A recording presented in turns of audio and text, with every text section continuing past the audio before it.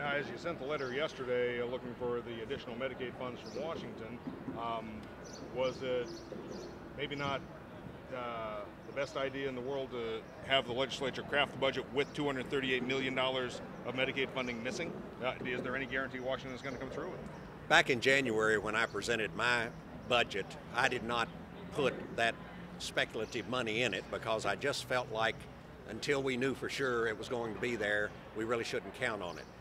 However, the legislature chose not to include the gaming money that I wanted in there, and so they did include this $238 million that we would get from an extension of this enhanced Medicaid match for 6 more months.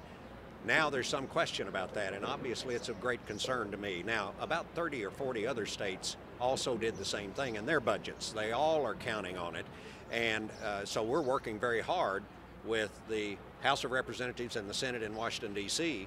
to try to make sure that they pass this extension, because if they don't, we'll be sitting here come December the 31st with a $238 million hole in our budget, and we'll have to come back and revisit that budget again.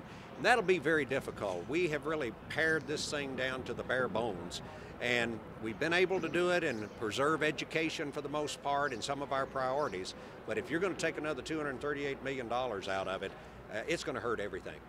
What kind of firm commitment did you get from Senator McConnell about pushing to get that back in the budget? Well, I discussed it with Senator McConnell. He expressed that the leadership in the Senate, the Democratic leadership, was at least thinking about putting that back in the bill. That his side of the aisle was very concerned about the size of the debt in terms of the U.S. debt.